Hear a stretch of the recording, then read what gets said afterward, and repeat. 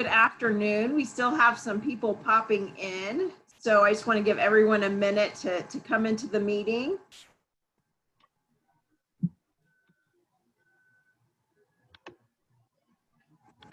Still having a few pop in.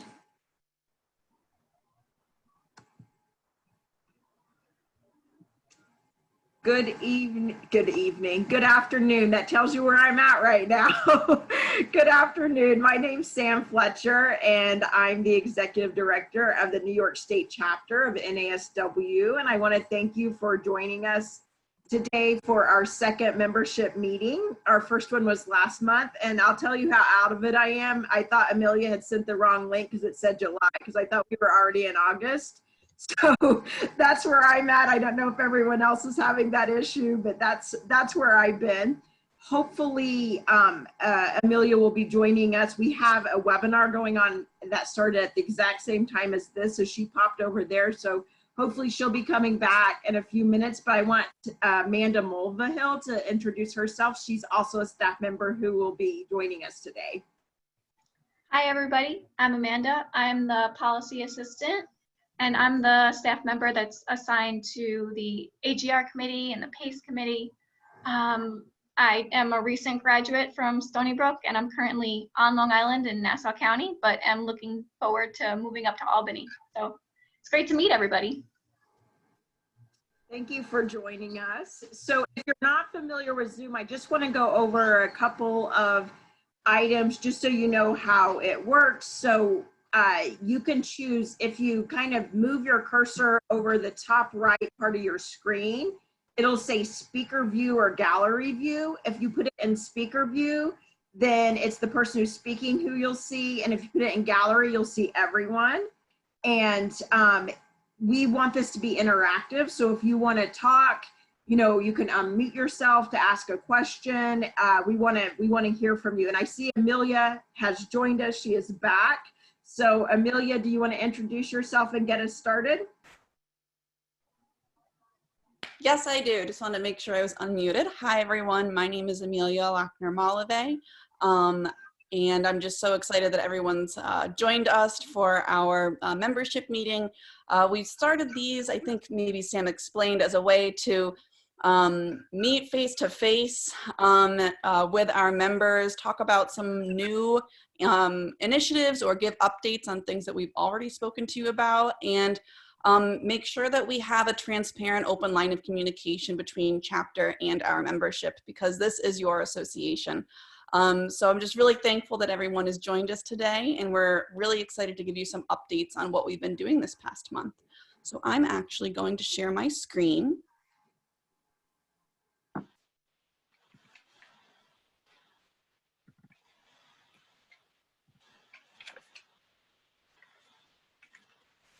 All right, and everyone can see that. Okay, so we're going to start off with some updates. One of those updates is about our continuing education programming. Right now, we have a total of 73.5 CE credits available to both members and non-members across the state. These are all virtual programs right now, as we have put our in-person programming on hold for the moment. So with this vast number of CEs, we have a catalog including all types of topics with presenters of all demographics, and we're really excited to have the high amount of participation that we have had. We've continued to commit to delivering at least one free CE to members per month, but we've really doubled down on that. Right now, of those 73.5 CEs that are available, 21.5 of those are free for our membership. You are always guaranteed at least 36 credits within your 3-year period. We're on track almost to hit that this year alone. So we want to make sure, if you're a member, that you know about these free CE credits. If you don't, shoot us an email. We'll make sure to get you to the right spot and have you signed up. We'll continue to do at least 6 webinars online every month, regardless of what happens in the future when it comes to in-person training. So for now, we will be just online, but we're looking forward to meeting you in person in the future.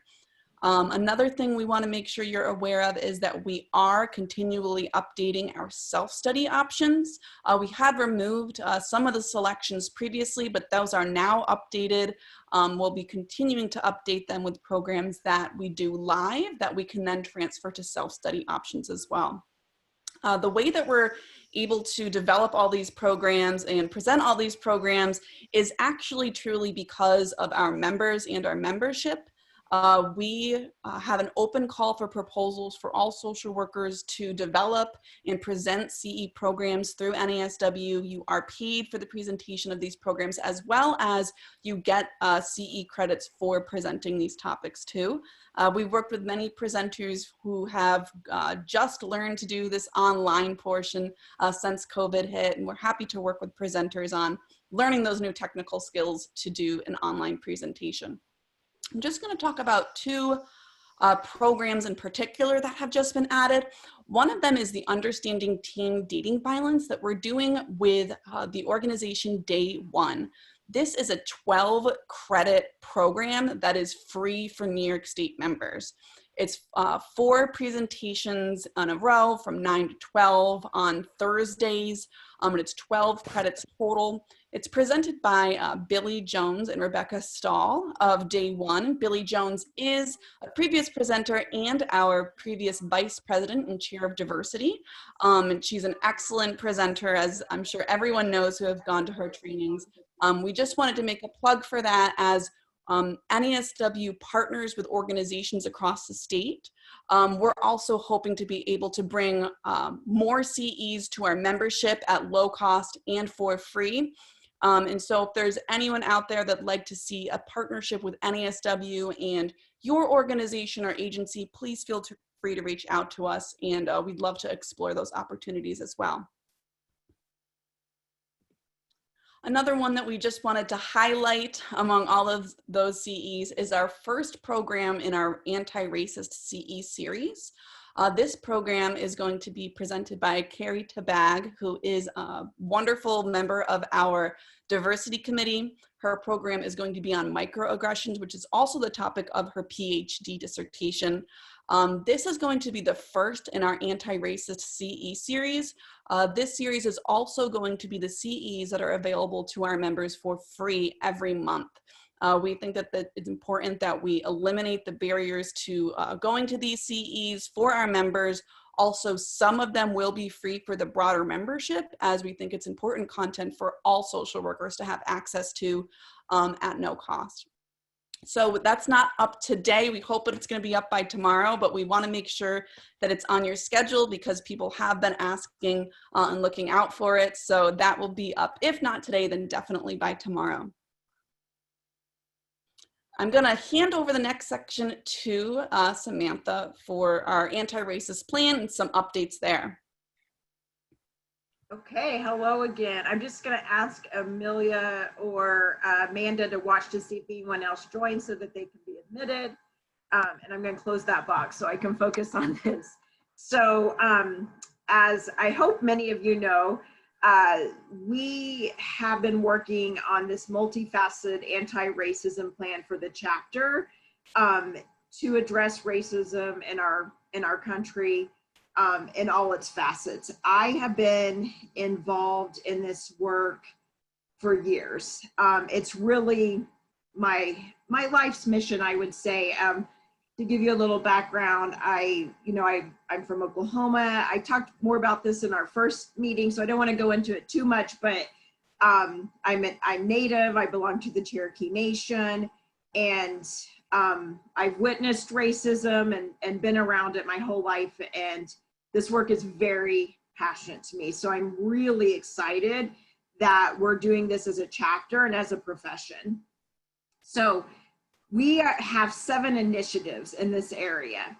One of them is our racial justice forums. We've had one of these. This is really hosted through our diversity committee. And the purpose of these forums is self-reflection and also training on how to have difficult conversations. This was modeled after work that I did with my partner at UAlbany, Don Knight Thomas. we had a group called The Gathering, and we did a lot of this type of work where we would facilitate conversations around race, LGBTQ, and other areas of oppression and how those intersect. And we did this for years, and it was such a great way to work together, and we had so much progress at the university that I thought this would be great to bring this here. So the way this actually works is it's a Zoom meeting. We break out into groups. Each group is facilitated by a person of color and a person who has white privilege. So I'm Native, but I have full white privilege. So I'm the white person in the group when we do this. And then we offer up questions and we have a conversation. We really encourage people to go deep in this work and to really look at our own biases, to look at what's going on in our communities and how we can make that change. So this is our forum. Our board just changed on July 1st, and we have a new vice president, Nikita. I don't know if Nikita's on. If she is, it'd be great for her to say hi and introduce herself. But Nikita's our new vice president of diversity and inclusion, and she's now the chair of the diversity committee. So she's going to be working with that committee to get these up and running again. And Billy, who's our outgoing chair, she's also staying on the committee so that it'll be an easy transfer of power between the two of them and working together. The next, can you go to the next slide? Yes, perfect. A time to act. So this is really looking at action in the policy arena. Like, how do we try to create anti-racist policies, not only like in our state government and our federal government, but also in organizations? And this is facilitated by Evelyn Williams, who's our policy coordinator. If you've had the opportunity to listen to Evelyn, you will know how much we all adore her and how wonderful she is and how lucky we are to have her on our staff and as part of our team. So Evelyn has conducted 2 of these. We recorded the second one and it is available and we can send it to you. And she's really started with this, with talking about the history of racism in the United States. She felt very strongly that's important to understand how racism, what it looks like and how it's been historically, so that we can look to change those policies that we may not even recognize the ways in which they're racist by examining the community first. Then we're going to work in like work groups, and this will also go into our advocacy and government relations committee and taking each system. So for example, like the education system, if we're talking about schools, looking at the fact that our Black and brown schools are underfunded. A lot of times, I know the community I live in is 60% people of color, and our school's funded at about 54%. The school that's a mile away, that's in a white area, they're funded at over 100%. So collecting that data, collecting the data on expulsions, collecting the data on the demographic data on superintendents and other policymakers, and then looking at existing policies, or do we need to create new policies to get that equality in our school system? So that's an example of what this work group is doing. We also have, do you want to go to the next slide, Amelia? Okay, this is the newest part of this. So actually, will you go back to the slide that lists everything, and I'll talk about this last. Okay, our website and resource page. So this was just launched, I think it was last week. So this page has all our initiatives on it, so you can see what we're doing with each of them at any given time. And then it also has resources. And I want to shout out to Devin, because I see Devin on the call. I've had the privilege of knowing Devin for years. She's a wonderful new social worker, and I'm mentioning her because she sent me an article. She just wrote an article about being a Black woman and the healing journey she's been on during this time, and it got published. And so we created a whole new resource called Race and Healing, and Devin's is the first article that we put in there. So yes, you have to go on there. I see you now, Devin. Devin, can you just say hi to everyone? You're on mute. We can't hear you.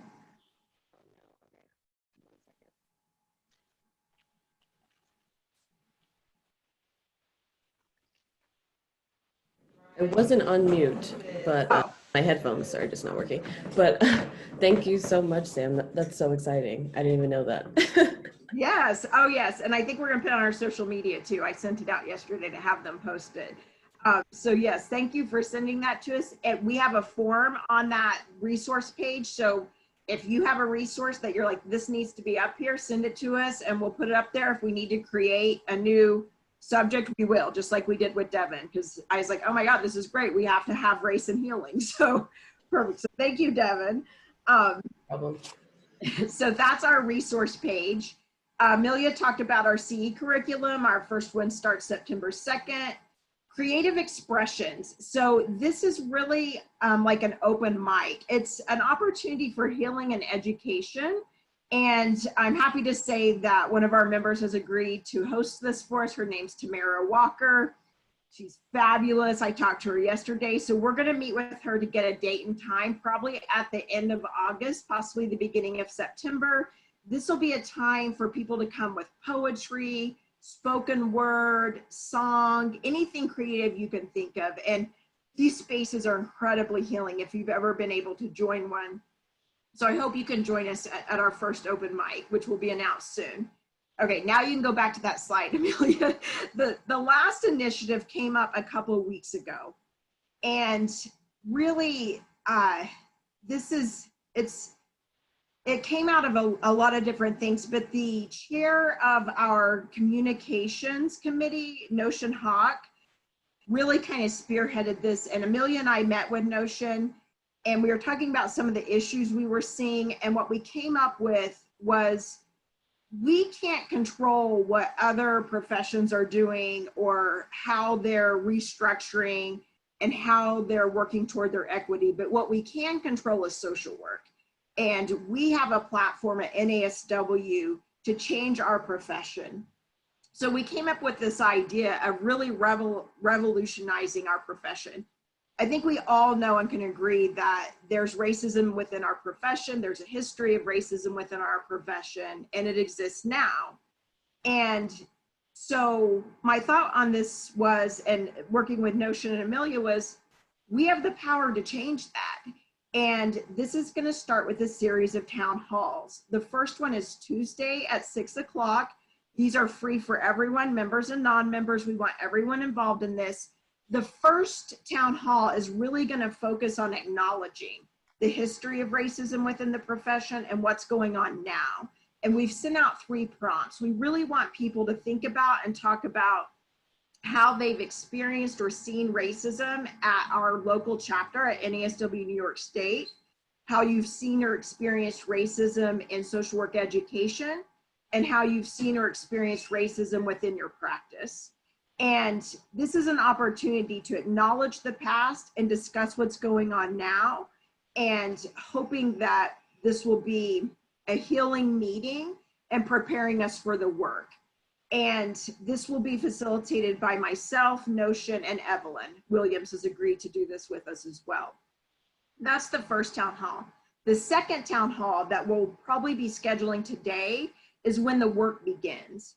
And that work is, we are going to start to identify goals that if our profession was equitable, what would that look like? So one example that popped in my head, this isn't about me though, this is really about, you know, Black and brown social workers and allies coming up and identifying these goals, but one is pay equity. So that would be a goal, to have pay equity within the profession.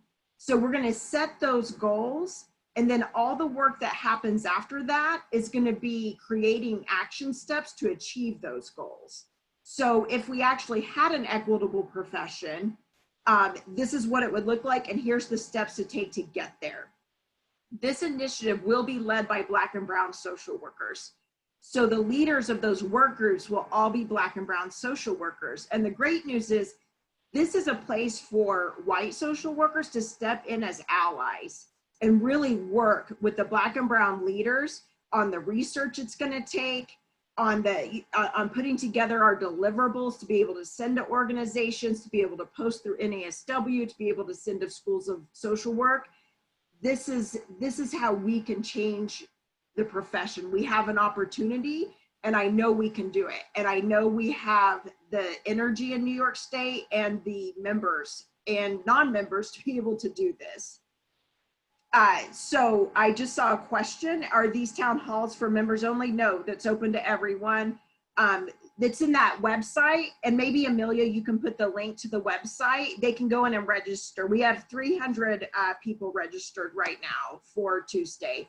So we've actually upped our capacity so that everyone can come in and be part of this. We want everyone to be a part of the change. So this is our anti-racism work. Does anyone have any questions about this? Any thoughts? Feel free to unmute yourself.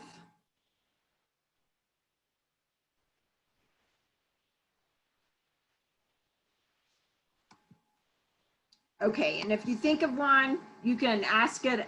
You can ask it later after this. But I just wanted to make sure you knew what we were doing and our plan moving forward. Amelia, you want to go to the next slide?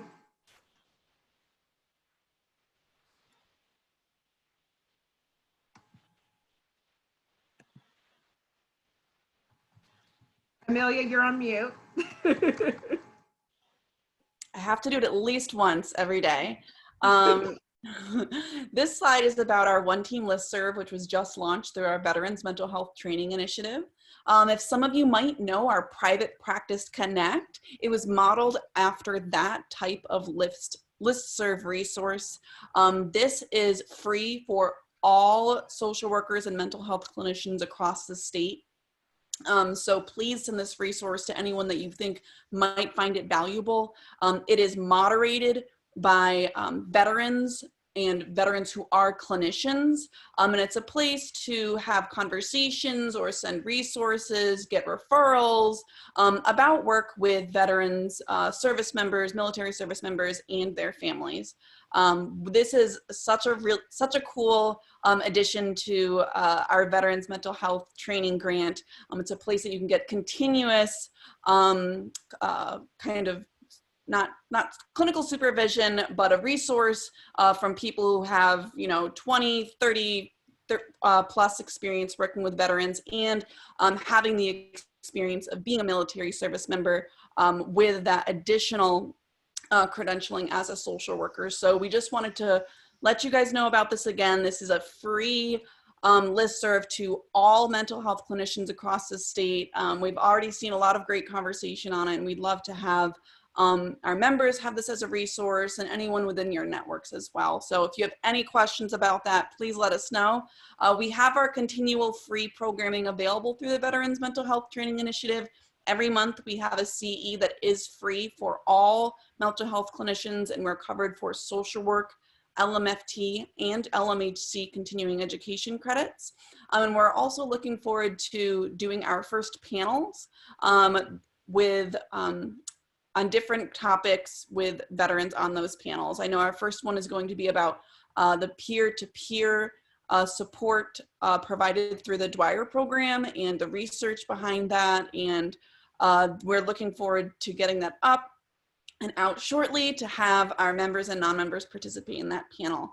If there's any questions about the Veterans One Team listserv or about VMHTI, please feel free to let us know. I always like to add to the veterans, the reason we're able to do all these initiatives for free is because we have a grant. Yes. So we use those grant funds to immediately push that out to members to offer you resources if you're working with veterans and their families. I'm also happy to say that we have some of our veteran advisory committee. They're working with us on our anti-racism work as well. So we have a lot of cross work going on between all sorts of different committees and people within the chapter. All right, and next I'm going to hand it over to our wonderful Amanda Mulvihill, who is our policy assistant, to talk a little bit about our Advocacy and Government Relations Committee and how our legislative agenda is formed by our members and how you can get involved if you are interested. Hi, just to reintroduce myself, I'm Amanda. I'm assigned to the Government Advocacy Government Relationships Committee. Just to give everyone like a brief overview, the committee is comprised of like NASW members that are appointed on an annual basis by the board of directors. The larger AGR committee is broken into 5 subcommittees. Right now we have specialty practice, current issues, populations, professionalism, and social justice. So each of those subcommittees are tasked with identifying advocacy and legislative interests that align with the subcommittee's focus. And then they have to create a work plan for the year. So this could be anything from supporting current legislation, advocating for new legislation, and or partnering with other organizations and coalitions. If anyone has any questions about AGR or how to become a member, I'd love to answer any of them.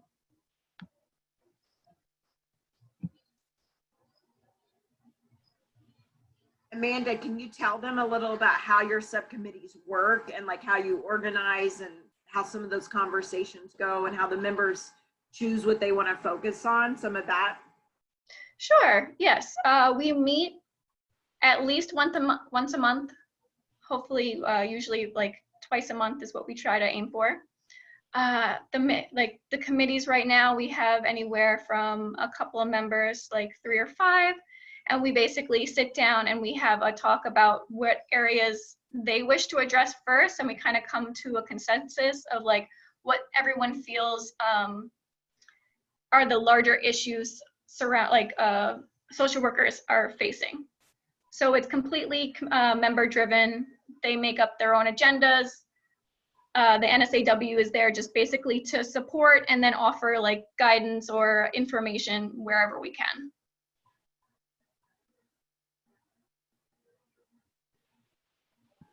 And I know you've written a few letters of support on some recent bills like that the committees agreed on. Do you want to talk about those at all? Sure. We did just send over, I believe, last week, I think it was, 2 letters of support to Assembly and the Senate asking for extension of like licensing permits, the provisional permits, there we go, there's the word. So what's been happening is a lot of testing centers have been closed down or limiting the available seats people can come in to take the test. So many social workers are having this issue where they can't get their license because they're running out of time. So we're just basically asking for support on this legislation that's already in motion, and good news, it passed both the Assembly and the Senate. So all we are waiting for right now is the governor to sign it, and it'll give everyone an extra year so that they can kind of recollect and be able to continue with their practice and continue to serve their clients.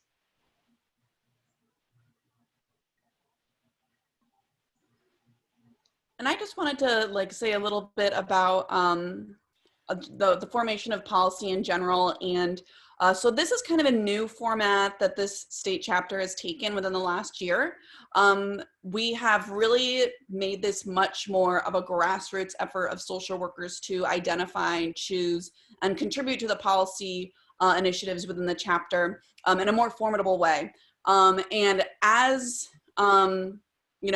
as in any area, whether it be that we're not communicating effectively enough or that we're not representative of a topic that a particular social worker or someone on here might find and wants us to be vocal on, this is the best mechanism for you to make those things happen.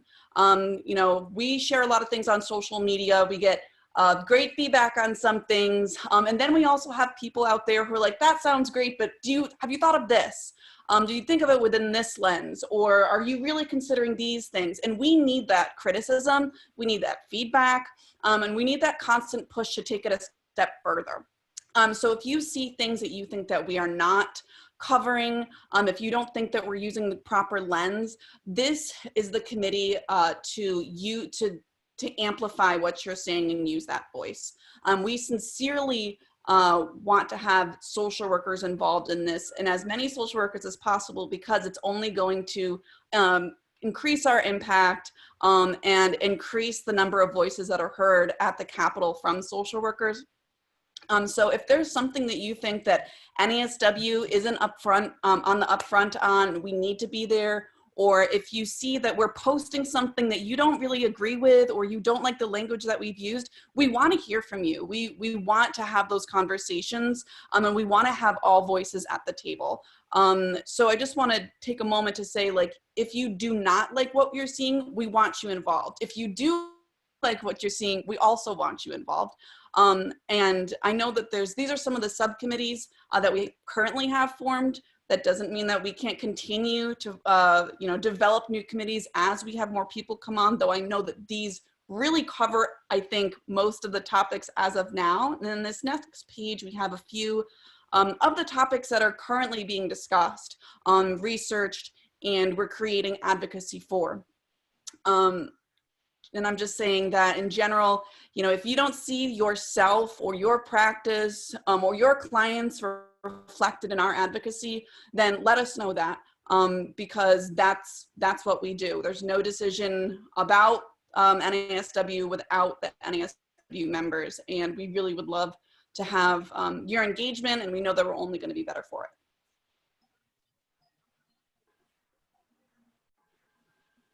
Right. Do we have any questions?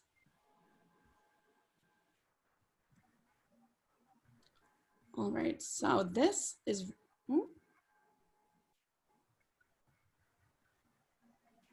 yes. Can you send an email with pointers for the town hall meeting for participants to prepare beforehand? Absolutely.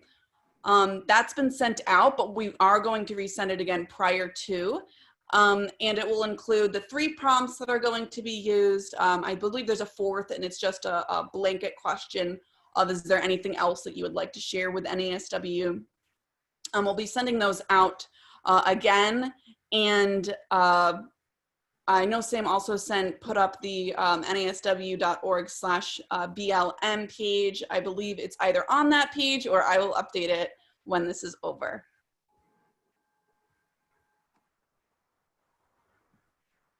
All right, so we're really, I would just say also, like, just to prepare for that meeting. So we're conscious of a couple of things with this, right? So the beginning will be Notion talking a little, I'll talk a little, and then Evelyn. Evelyn's a wealth of information, and she received her MSW in like 1972 as a Black woman. So she has schooled us all on the lived history of what she went through as a social worker. So I'm not talking that much. I'm just going to hand it over to Evelyn. But then really when you start to prepare for the meeting, one thing we're conscious about in asking people to talk about these experiences is, we definitely don't want anyone to put themselves in any kind of compromised position with their current employment. So, like we also have a Google form for people who don't want to show their face or anyone to know their name, that you can let us know your experience and we can talk about it without giving away your identity. We know that, some of the things that have happened have been traumatic. So we want to make sure people take care of themselves. What I have found in doing this work is that talking about it can be very healing. And talking about it in an environment where you have people acknowledging that happened. And I hate to use the word validate, because I think that's one of the problems with racism. Is my son taught me this. My son is Black, and he had a social worker, and he was telling the social worker about a racist event. And the social worker said, well, I don't think that's what happened, and I don't think the person was being racist. And my husband jumped in and said, no, I was there. What my son told you is true, that I think his perception was right. And the social worker is like, oh, okay, well, maybe then. And my son jumped in and said, so you're going to take the word of my father because he's white. But I told you what happened, and I told you how I experienced it. And you told me that's not what happened. So my son really taught me this lesson of that in itself is how racism is perpetuated by when we don't validate the experiences of Black and brown people, and they need a white person to jump in and say, well, no, that really was racist. So I'm telling you this long story to say that I hate to use the word validate, because just you should be validated just in that that's what you experienced. That's what's validating. But this space will be a space that, in talking about, will hopefully bring you healing. That to be able to get it out in a space where we're acknowledging that, yes, this happens. We know it happens. I've seen it happen. I've seen it happen for years. And I've worked with students for years, and I've heard their experiences in their field placements in the classroom.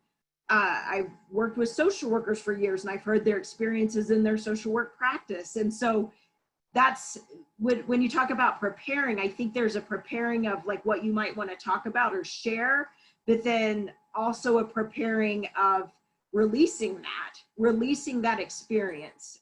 One of the things I always talk about with my partner, Dawn, that I worked with at SUNY Albany, is the experiences of Black and brown people of what do you do with the racism? Because I know most of the time you can't react to that. When something racist happens to you, it's a lot of times unsafe for you to react in that moment. And then you may not want to talk about it when you get home. So where does that go? And, you know, I feel like it goes in the body, and I feel like it's, you know, it's almost like acid in our bodies. So if you can pull that out and tell those experiences, I hope it's healing. So that is a really long answer and kind of discussion on what you're talking about how to, you know, like how to have this discussion. But this is the environment that we're going to create, that it's your experience, and you shouldn't have to have anyone validate that. It's your experience, and you know it's happening. You know when it's happening. Other people may not recognize it, but you know. And we're hoping that this will be a healing environment. So I hope that answers your question. We have another comment and or question in a way from Fran, and I'm not sure if maybe Sam or Amanda can speak to this a little bit, but Fran says, I strongly suggest we convene a subcommittee to explore how social workers can effectively partner with police departments so that social workers can be first responders on domestic violence calls involving people with mental and or physical disabilities and more. Fran, we hear you. And I think this is a good suggestion. So we actually just discussed this. We had a staff, what did we call that? Retreat, a staff retreat on Friday that went all day. And what we discussed as a first step was that what we actually want to do to begin with is have a meeting about how to have the discussion, because the police, this is one of those issues that it's really hard to have the discussion right now because it's so polarizing. So, and we see that as staff because we get calls and we get emails from both sides.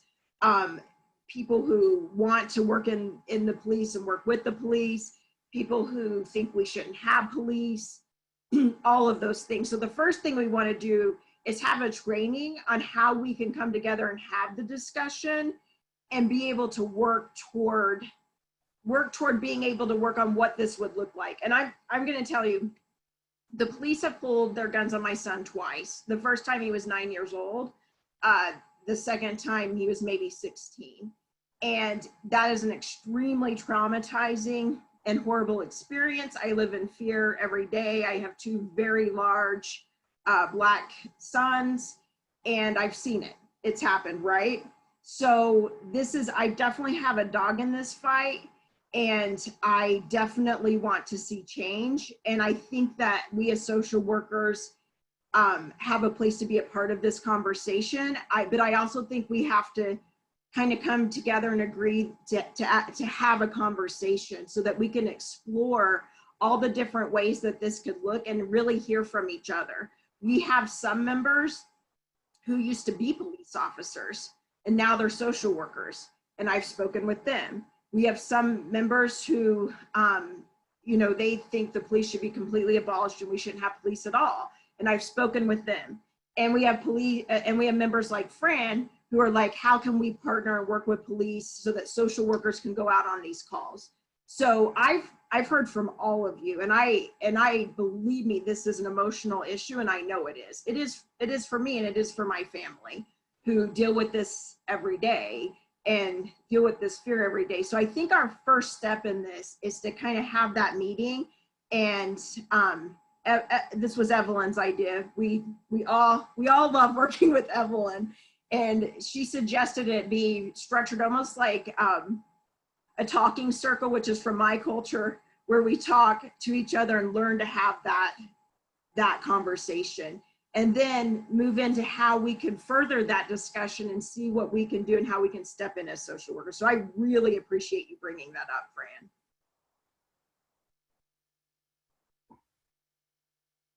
All right. Are there any other questions that we have from members about what we've shared, about anything in general, about another update that you'd like to hear, or maybe something that you'd like to see part of our next membership meeting?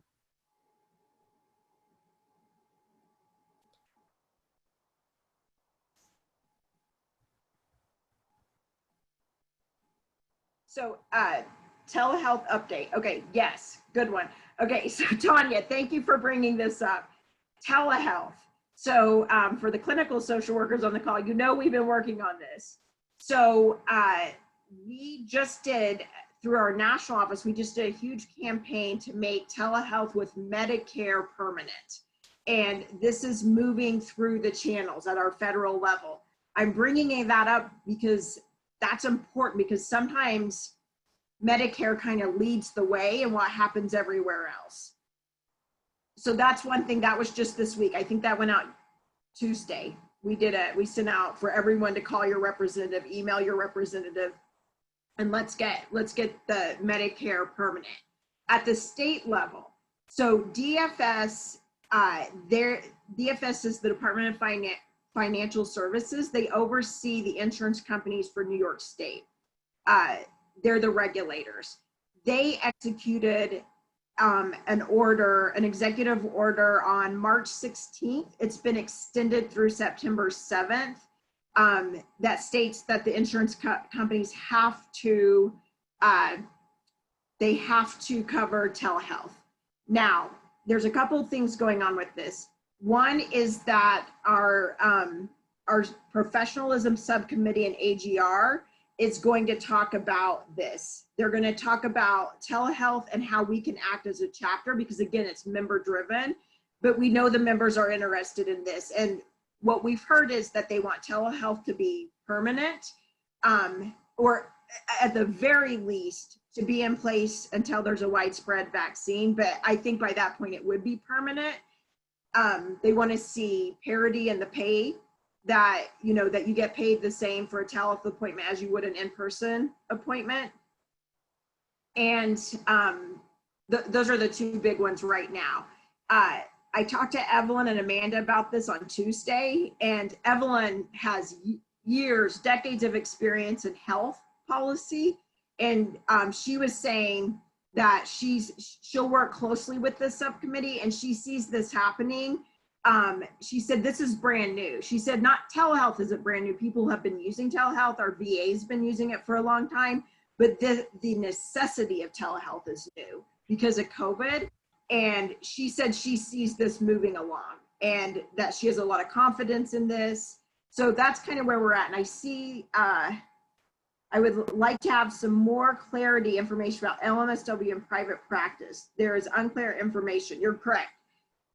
So the question is, LMSW and private practice. We get our information from the same place you do, the Office of the Professions, and you are correct. It is a little unclear on how it's written.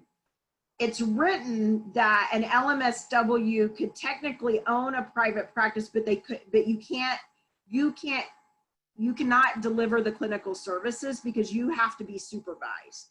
So for an LMSW, until you're an LCSW, your caseload has to be overseen by an LCSW. An LCSW are a licensed psychologist or a board certified psychiatrist. So your supervisor has to have access to all your clients and all their records. So that's why you really couldn't have a private practice, because you'd have to have someone above you, because that's the person who's responsible for your clients. And if someone knows more about this than me on the call, please jump in, because I know there's those of you on the call who have years of experience. This is just what I know from an administrative standpoint, from the Office of Professions. So you can work and do clinical work, and in fact, you have to work toward your clinical license, but it has to be supervised by one of those professionals I discussed. And then I see Lauren asked, Buffalo has developed a police unit with 2 social workers to help with domestic mental health situations. Not nearly enough, but a start. Yes, yes, I agree. And in fact, in my local community, the community where the police have drawn on my son, when the protests started, the police kneeled with the protesters and then walked with them. And I was thrilled. I was thrilled because I was like, oh, it's a step. Then 2 weeks later, about 2 weeks ago, one of the police officers kneeled on a man's neck. After all of this has happened, it was caught on video like 2 weeks ago that this happened in my community. Luckily, it was filmed. And we have a local organizer who's phenomenal. She does all of our marches. She did the Women's March after the election. She's a really phenomenal organizer. She came up with 13 points that she wanted the police to change for police reform. She's not a social worker, she's just a community organizer. They've been demonstrating, the police have agreed to at least one of those so far, and she's just taking them point by point by point and getting these changes in the police department. And I'm thrilled. Any change is good change, because the safety is first, right? Okay. I don't see any new questions, but I like all these questions. And the way that we've set this up is we invited our policy team to come speak this time and share what they're doing. And we're going to continue doing that. We're going to invite our other committees. I know we have the chair of our political action committee on. We're going to be talking to her. She's probably saying, no, please don't talk to me and ask me to do this, but we're going to ask her to do one of these to let you know the work she's doing. We're going to have our diversity committee on. So we're going to be bringing in different parts of the chapter so you can get to know the leadership and the people who are working on these issues every day. And I really want to thank all of you for coming wholeheartedly. We enjoy doing this. We want you to know what we're doing. We want you to drive what we're doing, because this is your organization.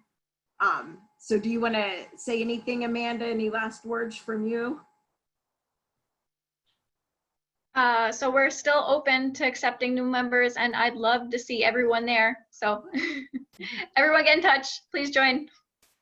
Yes, our Advocacy and Government Relations Committee. And Amelia, do you want any last words for our members? Yeah, I just want to thank everyone for coming.